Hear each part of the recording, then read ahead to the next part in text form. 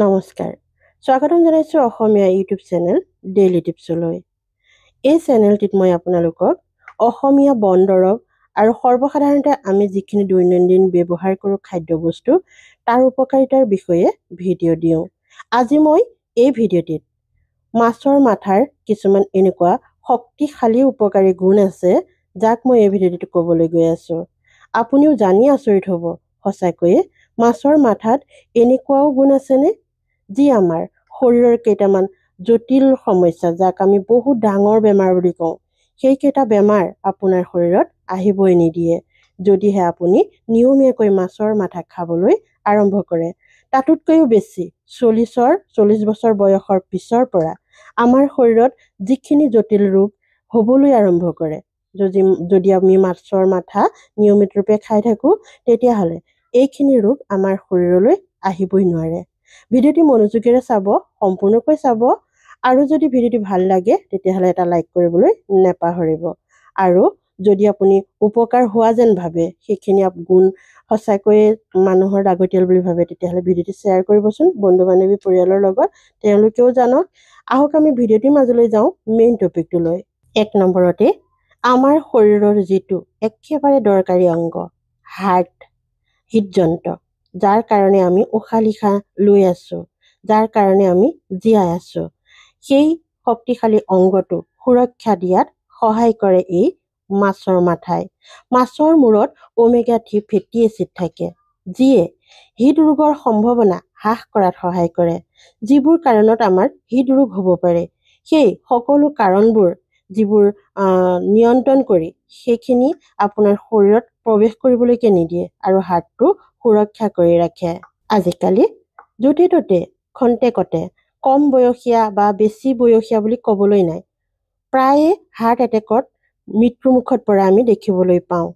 সেয়েহে ইয়ালৈ দৃষ্টি ৰাখি আমি মাছৰ মাথা নিয়মীয়াকৈ খাবলৈ ল'ব লাগে। ইয়াত থকা ওমেগা-3 ফেটি এচিডে আমাৰ হাৰ্টটো সুৰক্ষা কৰি ৰাখে, হাৰ্ট এটেক হ'বলগীয়া সমস্যাৰ পৰা আমাক দূৰত ৰাখে। বৰ্তমান সময়ত ভয়ংকৰ ৰূপত দেখা দিয়া আন এক জটিল ৰোগ হৈছে ডায়েবেটিছ। ডায়েবেটিছ এনেকুৱা এবিধ ৰোগ যি নেকি আজিকালি প্ৰায় কম বয়সীয়া লোকৰো দেখিবলৈ পোৱা গৈছে। কম বয়সৰ লগতে কণ ল'ৰা ছোৱালী আৰু বেছি বয়সৰ কথাটো ক'বই নালাগে। ডায়েবেটিছ এনেকুৱা এক ভয়ংকৰ ৰোগ হৈছে যি নেকি ভাৰতবৰ্ষৰ গোটেইখনতে ছানি ধৰিছে। আপুনি যদি চাই, আপোনাৰ ওচৰে পাজৰে প্ৰায় ডায়েবেটিছত ভোগা ৰোগীয়ে আপুনি দেখিবলৈ পাব। কিছুমানে কয়, কিছুমানে নকয়। ডায়েবেটিছ এক ভয়ংকৰ ৰোগ। ইয়াক আমি নিৰাময় কৰিব পাৰোঁ, নিৰাময় কৰিব নোৱাৰা নহয়। ডক্তৰৰ যিখিনি আমি টেবলেট খাওঁ সেইখিনিয়ে আমি কণ্ট্ৰলহে কৰিব পাৰোঁ, ইয়াক নিৰাময় কৰিব নোৱাৰোঁ। কিন্তু কিছুমান ঘৰুৱা বস্তু আমাৰ এনেকুৱা আছে যি নেকি ডায়েবেটিছ ৰিভাৰ্ছ কৰিব পাৰি। ডায়েবেটিছ ভাল নোহোৱা বেমাৰ নহয়, এনেকুৱাকৈ ইয়াক আমাৰ মানুহৰ মাজত কোৱা হ'ল আগৰ পৰাই যে ডায়েবেটিছ হ'লে কেতিয়াও ভাল নহয়। ই মিছা কথা, ডায়েবেটিছ ভাল হয়।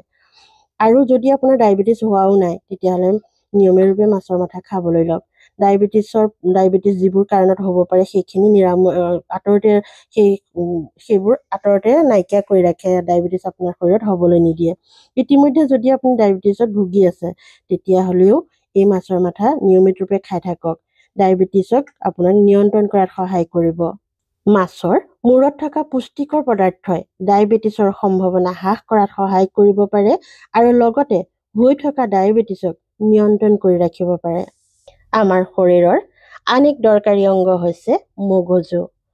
আমাৰ শৰীৰৰ সকলো অংগ যদি বেয়াও হৈ যায়, তেতিয়াও আমি জীৱিত অৱস্থাত থাকিব পাৰোঁ। কিন্তু যদি মগজু বেয়া হৈ যায়, তেতিয়াহ'লে আমি কেতিয়াও জীৱিত অৱস্থাত থাকিব নোৱাৰোঁ। অৰ্থাৎ আমাৰ মগজু যদি কেনেবাকৈ কিবা কাৰণত ডেমেজ হৈ যায়, তেতিয়াহ'লে তেওঁ আৰু বাচি থকা নথকা একোৱেই নাথাকে, নহয়নে? মগজুৰ বাবে এই মাছৰ মাথা বৰ উপকাৰী। মগজুৰ স্বাস্থ্যৰ বাবেও ওমেগা-3 ফেটি এচিড অতি উপকাৰী। আৰু হতাশা আৰু যিবোৰ আমাৰ টেনশ্যন বা ডিপ্ৰেশ্যন এনেকুৱা ধৰণৰ সমস্যাৰ কাৰণে ওমেগা-3 ফেটি এচিডে বহুত সহায় কৰে এই সমস্যাবোৰ নাইকিয়া কৰাত।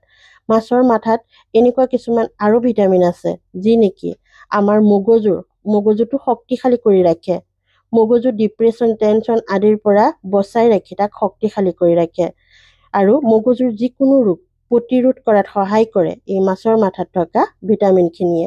গতিকে মগজুটো শক্তিশালী কৰি ৰাখিবলৈ, ইয়াক কোনো বেমাৰত পৰিবলৈ নিদিয়াকৈ ৰাখিবলৈও আমি মাজে সময়ে মাছৰ মাথা খাবলৈ ল'ব লাগে। আমাৰ শৰীৰৰ আন এক দৰকাৰী অংগ হৈছে আমাৰ চকু, যাৰ দ্বাৰা আমি গোটেই পৃথিৱীখন দেখি আছোঁ, নহয়নে? এই যে দৃষ্টিশক্তি বৃদ্ধি কৰাত সহায় কৰে মাছৰ মাথাই। আমাৰ লাহে লাহে আজিকালি কম বয়সতে দৃষ্টিশক্তি কমিবলৈ আৰম্ভ কৰিছে। সৰু সৰু ল'ৰা ছোৱালীয়ে চশমা ল'বলগীয়া হৈছে। এই যে সমস্যাবোৰ কেৱল আমাৰ খাদ্যবস্তুৰ কাৰণেই হৈছে। আমাৰ খাদ্যবস্তুবোৰ ইমান ভেজাল, তাৰোপৰি আমাৰ যিটো পৰিৱেশ সেইটোও হয়। কাৰণ ইমান পৰিৱেশ প্ৰদূষণ, তাৰ দ্বাৰাও আমাৰ চকুৰ দৃষ্টিশক্তি কমিবলৈ আৰম্ভ কৰিছে। এই যে মাছৰ মাথা, তাত কিছুমান এনেকুৱা ভিটামিন আছে যি নেকি আমাৰ চকুৰ দৃষ্টিশক্তি বৃদ্ধি কৰাত সহায় কৰে, চকু শক্তিশালী কৰি ৰাখে। তাৰোপৰি চকুত আমাৰ বিভিন্ন ৰোগ হয়। চকুত হ'বলগীয়া যিকোনো ৰোগ এই মাছৰ মাথাত থকা ভিটামিনখিনিয়ে সেইখিনি আঁতৰতে ৰাখে, হ'বলৈ নিদিয়ে চকুত সেই বেমাৰ। গতিকে ভাবকচোন মাছৰ মাথা কিমান উপকাৰী আমাৰ শৰীৰৰ কাৰণে। নিয়মিত ইয়াক খাবলৈ ল'বই লাগে। ইয়াৰ উপৰিও মাছৰ মাথাত জিংক আছে। জিংক আমাৰ শৰীৰৰ কাৰণে কিমান উপকাৰী আমিতো জানোৱেই। আইৰণৰ অবিহনে আমাৰ শৰীৰ জানো চলিব? আইৰণৰ কম হ'লে আমাৰ শৰীৰৰ কি অৱস্থা হয় সেয়া বহলাই কোৱাৰ প্ৰয়োজন নাই। আইৰণ ভৰপূৰ মাত্ৰাত আমাৰ শৰীৰক প্ৰদান কৰে এই মাছৰ মাথাই। মেগনেছিয়ামৰ অভাৱত আমাৰ টোপনি কম হয়। আমাৰ বিভিন্ন ধৰণৰ সমস্যা হয়। মগজুৱে কষ্ট পায় যেতিয়া আমাৰ টোপনি ক্ষতি হয়। মগজুত বিভিন্ন ধৰণৰ খেলিমেলি, চিন্তা বা কিবা ডিপ্ৰেশ্যন, এনেকুৱা ধৰণৰ সমস্যাৰ কাৰণে আমাৰ ৰাতি টোপনি কম হয়, নহয়নে?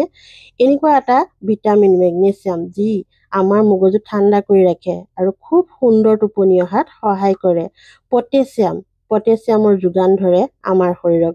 পটেছিয়ামো আমাৰ শৰীৰৰ কাৰণে বহুত দৰকাৰী। ইয়াৰ বাদেও বহুতো উপকাৰী পুষ্টিকৰ উপাদান আছে এই মাছৰ মাথাত, যিবোৰ আমাৰ শৰীৰৰ কাৰণে বৰ অপৰিহাৰ্য।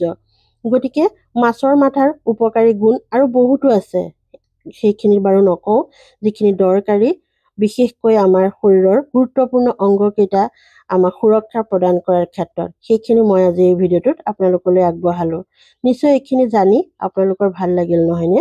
যদি ভাল লাগিল এটা লাইক নকৰাকৈ নাযাব। চেনেলটো ছাবস্ক্ৰাইব কৰিব, কাৰণ এনেকুৱা দৰকাৰী ভিডিঅ'ই মই আপোনালোকলৈ আগবঢ়াই থাকোঁ। লগতে কমেণ্ট কৰিবচোন আৰু কিহৰ ওপৰত ভিডিঅ' দিলে আপোনালোক উপকৃত হ'ব, আৰু লগতে শ্বেয়াৰ কৰিব বন্ধু বান্ধৱী পৰিয়ালৰ লগত, কাৰণ তেওঁলোকে জনাটো বহুত দৰকাৰী। আমি সকলোৱে মাছৰ মাথা খাওঁ জিভাৰ টেষ্টিৰ কাৰণে, নহয়নে, খাদ্য বুলি। কিন্তু ইয়াৰ যে এনেকুৱা কিছুমান উপকাৰী বেনিফিট আছে বহুত কমেইহে জানে। সেয়েহে সকলোৱে জানি ইয়াক খাদ্য তালিকাত আমাৰ নিয়মিত ইয়াক লওক, তাৰ কাৰণে শ্বেয়াৰ কৰক, সকলোৱে জানক। পুনৰ লগ পাম আন এটা গুৰুত্বপূৰ্ণ ভিডিঅ'ৰ যোগেদি। ভিডিঅ'টি সম্পূৰ্ণকৈ চোৱাৰ কাৰণে আপোনাক বহুত বহুত ধন্যবাদ।